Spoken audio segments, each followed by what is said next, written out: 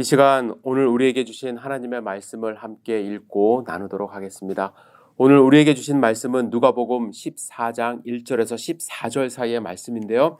1절부터 6절까지만 함께 먼저 읽도록 하겠습니다. 같이 읽습니다. 안식일에 예수께서 한 바리새인 지도자의 집에 떡 잡수시러 들어가시니 그들이 엿보고 있더라. 주의 앞에 수정병 든 한 사람이 있는지라. 예수께서 대답하여 율법 교사들과 바리새인들에게 이르시되 안식일에 병 고쳐주는 것이 합당하냐 아니하냐. 그들이 잠잠하거늘 예수께서 그 사람을 데려다가 고쳐 보내시고 또 그들에게 이르시되 너희 중에 누가 그 아들이나 소가 우물에 빠졌으면 안식일에라도 곧 끌어내지 않겠느냐 하시니 그들이 이에 대하여 대답하지 못하니라. 아멘. 오늘 주신 말씀을 기대하며 잠시 기도드리겠습니다. 사랑과 은혜가 충만하신 아버지 하나님, 겸손히 주 앞에 나왔습니다. 우리의 마음 문을 열어주시옵소서. 주님의 음성을 들을 수 있도록 우리의 환경을 조성하여 주시옵소서. 주님의 말씀에 경청하여 우리의 삶이 변할 수 있도록 축복하여 주시옵소서. 이 시간을 온전히 주님께 의지합니다. 예수님의 이름으로 기도드렸사옵나이다. 아멘. 우리가 성경을 통해서 예수님의 일상생활을 묵상해 보면 예수님이 중요하게 생각하셨던 것 중에 하나가 식사교제라는 것을 발견할 수가 있습니다. 특히 우리가 묵상하는 누가복음에는 다양한 사람들과 음식을 함께 나누시는 모습이 많이 기록되어 있습니다. 그런데 예수님에게 이 식사 시간은 단순히 배고픔을 해결하는 그러한 시간과 장소가 아니라 그 시간을 통해서 예수님이 이 땅 가운데 오신 이유와 목적을 보여주시는 아주 중요한 시간과 공간으로 예수님이 활용하셨음을 발견할 수가 있습니다. 예수님이 식사 교제를 통하여 하신 일들을 요약해 보면 첫 번째로 식사를 통하여 죄인들을 받아주시는 분임을 알려주십니다. 유대인들은 세리, 죄인들과 절대로 함께 식사하지 않았습니다. 그들과 함께 식사하는 것은 자신들이 부정하게 될 것이라는 생각을 했기 때문이죠. 그러나 예수님은 다른 사람들의 눈치 보지 않고 죄인들과 함께 식사하시고 그들의 집에 들어가 유하기도 하셨습니다. 예수님이 세리 레위를 부르셨을 때 레위가 예수님을 위하여 자기 집에서 큰 잔치를 열었습니다. 이때 세리와 다른 죄인들이 함께 앉아 있었는데 바리새인들과 서기관들은 어찌하여 세리와 죄인과 함께 먹고 마시느냐 하며 예수님을 비방했죠. 이때 예수님이 뭐라고 말씀하셨습니까? 건강한 자에게는 의사가 쓸데없고 병든 자에게라야 쓸데있나니 내가 의인을 부르러 온 것이 아니요 죄인을 불러 회개시키러 왔다고 말씀하셨습니다. 예수님이 마지막으로 예루살렘에 올라가실 때 세리장 삭개오의 집에 들어가 그 집을 구원하시고 그 집에 유하셨습니다.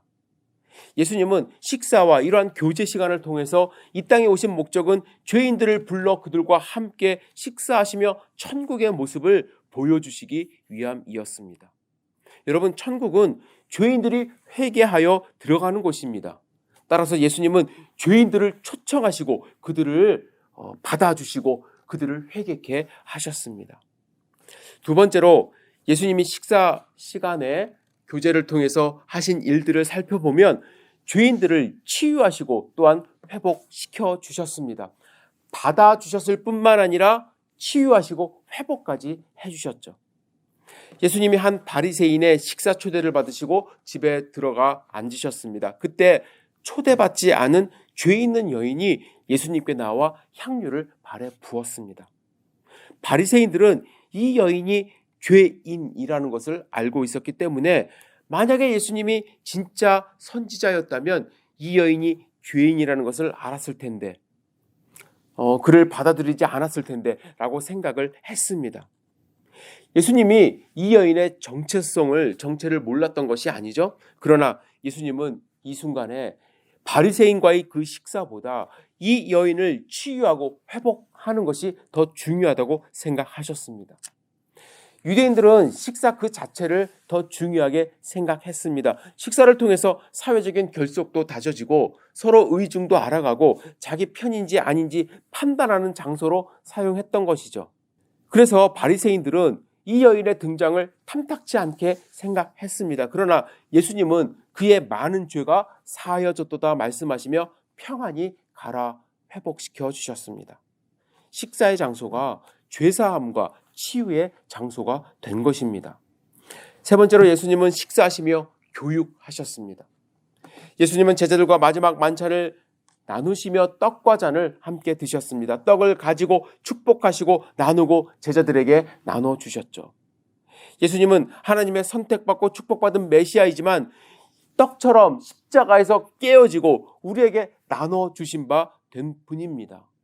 이것을 알려주시기 위해서 떡을 드시고 축복하시고 떼어서 제자들에게 나눠주시며 예수님의 모습을 직접 경험하게 하셨습니다. 포도주를 드시며 새 언약의 피라는 사실을 제자들에게 알려주셨습니다. 뿐만 아니라 제자들의 발을 직접 씻어주시며 만찬의 자리를 제자들이 이제 앞으로 어떻게 살아가야 할지 보여주시고 교육하시는 시간과 장소로 만드신 것입니다.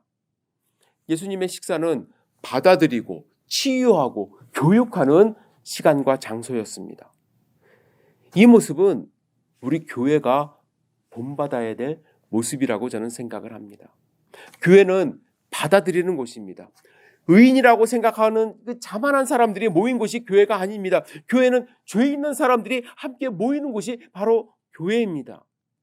교회는 죄사함을 받아 치유가 일어나야 되는 곳입니다. 하나님께 회개함으로 죄 용서받고 치유함 받아 하나님의 자녀로 승리하며 살아갈 수 있도록 만드는 곳이 바로 교회여야만 합니다. 그리고 교회는 예수님을 배우는 곳입니다. 예수님의 삶을 실천함으로써 내가 양육받고 또 다른 제자를 만드는 곳이 바로 교회의 모습입니다. 그런데 오늘 본문 말씀을 묵상해 보면 우리가 추구해야 하는 이 교회의 모습을 방해하는 모습들이 등장합니다. 첫 번째 어떤 모습이냐면 엿보는 행위입니다. 오늘 본문은 이렇게 시작하죠. 안식일에 예수께서 한 바리새인 지도자의 집에 떡 잡수시러 들어가시니. 안식일에 예수님이 바리새인 지도자의 집에 초청받으셨습니다. 그런데 특이한 것은 예수님의 앞에 수종병 걸린 사람이 앉아 있었던 거예요. 수종병은 특정한 병명이 아니라 몸이 물로 인하여 붓는 그러한 상태를 가리킵니다. 아마도 중병에 걸려서 복수가 찬 그러한 상태의 환자일 수 있습니다.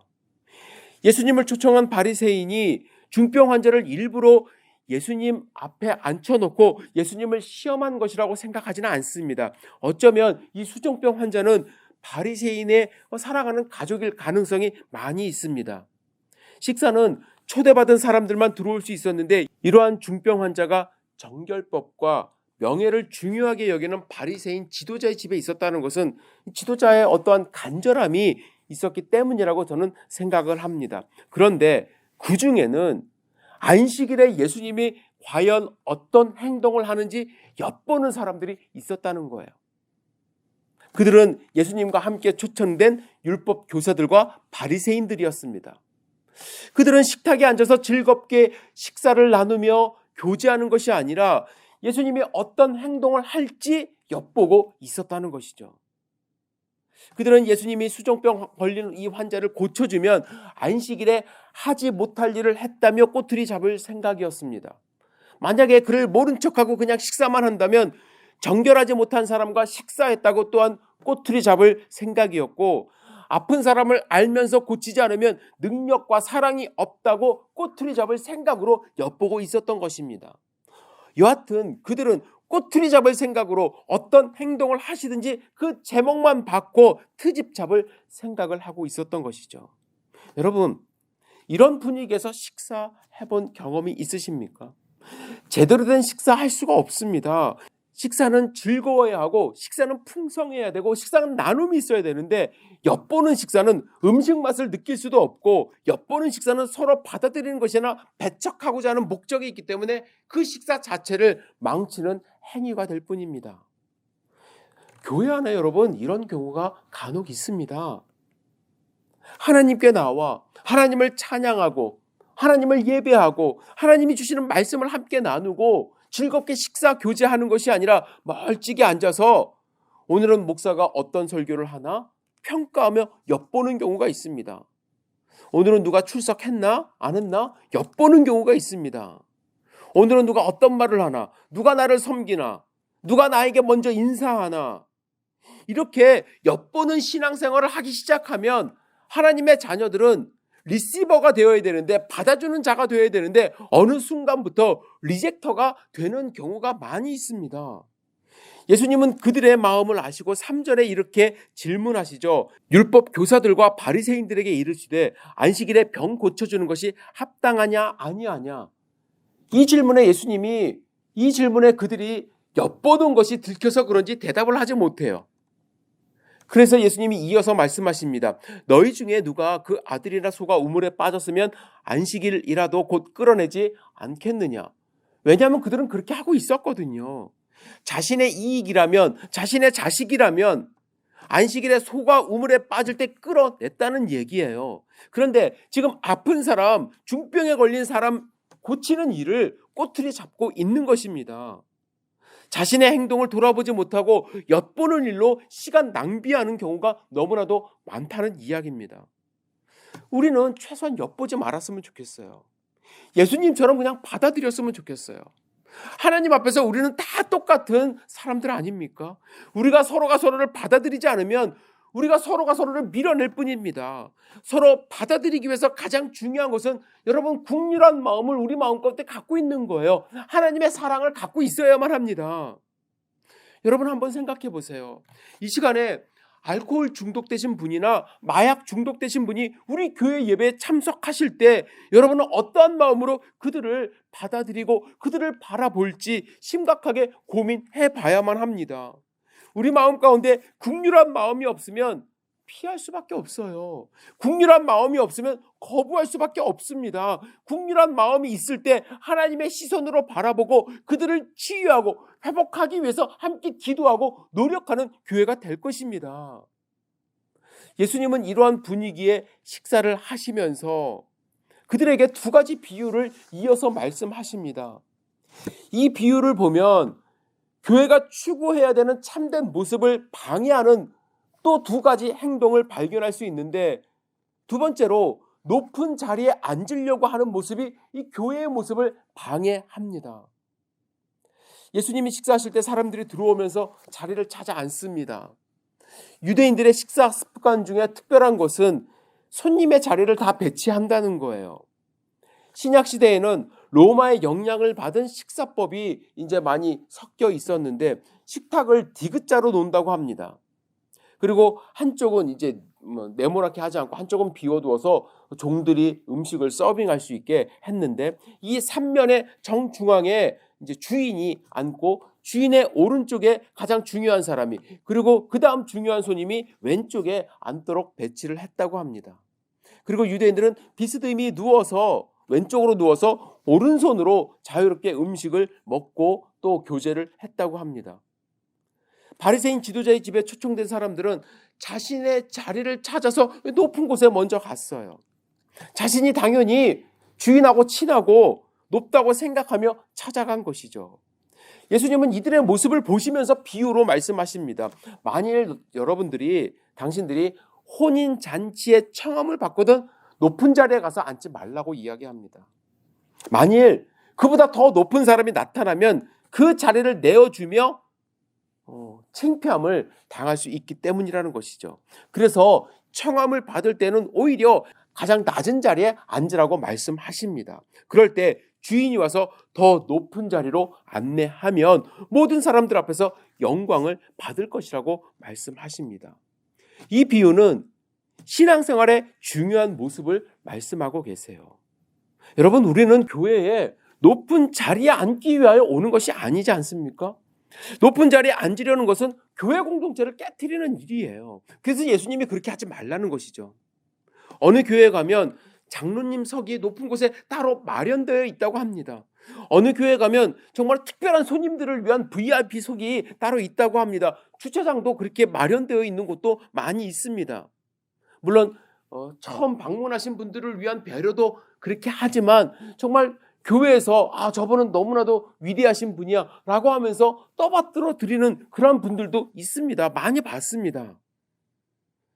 여러분, 자리를 만들고 그 자리에 앉으려고 할 때 교회는 계층이 나눠지기 시작하고 형제 자매의 수평적인 공동체가 아니라 계급 사회가 되는 곳이 교회가 됩니다. 저는 목회하면서 이런 말 많이 들었습니다. 어느 집사님이 헌금 많이 하시니까 어느 정도 지위를 드려야 되지 않습니까? 어느 분이 교회 초창기 멤버 우리 수고 많이 하셨으니까 어느 정도 권력을 좀 가지셔야 되는 거 아닙니까? 결정을 하셔야 되는 위치에 앉으셔야 되는 거 아닙니까? 여러분, 열린 교회는 그러지 않았으면 좋겠습니다. 우리의 드림과 우리의 헌신은 오직 하나님의 기쁨이 되는 것이 목적이 되어야만 합니다. 저는 그래서 지금 우리 교회 성도님들을 볼 때 너무나도 자랑스럽고 기쁩니다. 정말 헌신적으로 기도하시고 예배 드리시면서 어느 누구도 높은 자리에 앉으려 하지 않으십니다. 더 낮아지시고 더 겸손하신 모습으로 매주 기도하시는 모습을 볼 때 저는 너무나도 즐겁고 우리 교회야말로 예수님이 원하는 그런 교회 모습으로 지금 다시 시작하고 있다고 생각을 합니다. 여러분, 따라서 오늘 예수님이 비유 가운데 말씀하시는 것처럼 우리 교회의 모습을 방해하는 그러한 요소가 있다면 내 스스로 제거하고 더 낮아지는 주님의 백성들, 예수님의 제자들이 되시기를 주님의 이름으로 축복합니다. 세 번째로 교회의 모습을 방해하는 것은 갚음을 받으려고 헌신할 때 교회의 모습을 방해합니다. 예수님은 이어서 비유로 또한 말씀하십니다. 내가 점심이나 저녁이나 베풀거든 벗이나 형제나 친척이나 부한 이웃을 청하지 말라. 이렇게 말씀하시며 그 이유를 이렇게 말씀하십니다. 두렵건대 그 사람이 너를 도로 청하여 내게 갚음이 될까 하노라. 여러분, 예수님의 말씀을 잘 이해해야 합니다. 사람을 만나지 마, 식사 초대하지 마, 이런 말씀이 아니라 갚음을 바라는 베품을 하지 말라는 거예요. 이런 베품을 하느니 차라리 하지 말라는 것이죠. 갚음을 바라는 베품을 했을 때 어떤 마음으로 그 사람을 바라보겠습니까? 내가 한번 초대했으니 언젠가 밥 한번 사겠지. 내가 2번 샀으니까 이번엔 최소한 커피라도 한 잔 사겠지. 물론 세상적인 이치로는 한 번쯤 사는 것이 맞습니다. 기브 앤 테이크가 일어나야 해요. 그런데 예수님은 그 과정에서 일어나는 서운한 마음, 기대하는 마음, 더 큰 것을 바라는 마음을 경계하시는 것이죠. 제가 이런 말을 종종 들었습니다. 목사님, 제가 2번 정도 밥 샀고 연락을 했으면 저한테 한 번쯤 밥 사는 건 맞지 않습니까? 어떻게 저한테 전화 한 번도 안 하네요? 여러분, 기쁨으로 베풀었으면 그 자체가 복 아닙니까? 밥 사준 그 사람을 바라볼 때 얼마나 서운함으로 불편함으로 바라봤을까. 참 불쌍하다는 생각이 들었어요. 예수님은 13절에 그래서 이렇게 말씀하시는 거예요. 차라리 가난한 자들과 몸 불편한 자들과 저는 자들과 맹인들을 청하라. 왜냐하면 그들은 아예 갚을 것이 없기 때문에 내게 복이 된다고 하십니다. 초대하지 말아야지, 밥 먹지 말아야지 라고 생각하라고 말씀하신 것이 아니라 갚음을 바라며 초대하고 식사하기 시작하면 서로 서운한 마음에 공동체가 깨질 수 있기 때문에 주의하라 하시는 거예요. 여러분, 교회는 엿보는 마음으로 모여서는 절대로 안 됩니다. 교회는 높은 자리에 앉으려고 하면 안 돼요. 교회는 갚음을 바라며 베풀면 안 됩니다. 왜냐하면 교회는 예수님처럼 받아들이는 곳이 되어야 되고, 교회는 치유하는 곳이 되어야 되고, 교회는 하나님의 사랑을 증거하며 가르침과 양육이 일어나는 곳이 되어야 하기 때문에 그렇습니다. 여러분, 1987년에 제작된 바베트의 만찬이라는 영화를 아시는지 모르겠습니다. 저도 처음부터 끝까지 다 보지는 못했습니다. 좀 사실은 조금 지루한 면이 있어요. 그러나 호평받은 아주 좋은 영화입니다. 한 번쯤 보셨으면 좋겠어요. 덴마크의 시골 해변가 마을에 개신교의 한 종파를 창시한 목사님의 두 딸 마르티나와 필리파가 결혼도 마다하고 할머니가 되기까지 봉사와 신앙에만 헌신하는 금욕적인 삶을 살아가는 모습이 담겨져 있습니다. 그런데 이 영화를 보면 그들의 삶에 기쁨이 별로 없어 보입니다. 힘들게 하루하루 금욕적인 생활을 하면서 신앙을 지키는 모습이 그려져 있죠. 그러던 어느 날 바베트라는 여인이 지인의 소개장을 들고 그들을 찾아옵니다. 좀 같이 지내게 해달라고요. 바베트는 어떤 사람이냐면 프랑스 혁명에서 남편과 아들을 잃고 간신히 목숨만 건져 도피한 프랑스 식당의 아주 고급 식당의 요리사였습니다.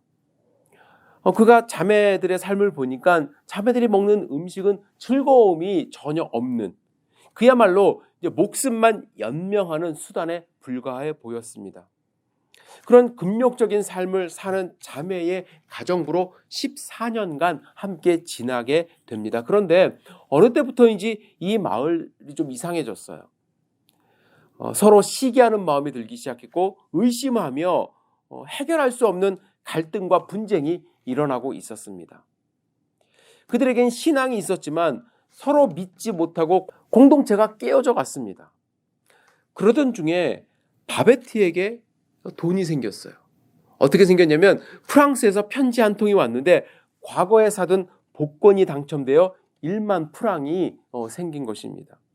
바베트는 이 1만 프랑을 어떻게 써야 될지 고민을 합니다. 그러다가 큰 결심을 해요. 자신의 돈과 재능을 살려서 이 12명의 마을 사람들에게 프랑스식 만찬을 대접하겠다고 이제 결심을 하고 이야기를 합니다. 자매들은 큰 돈이 생겼기 때문에 바베트가 마을을 떠날 것이라는 생각에 이것이 그의 마지막 소원이라고 생각하고 그 소원을 들어줍니다. 바베트는 그들이 생각하는 수준의 음식을 준비한 것이 아닙니다.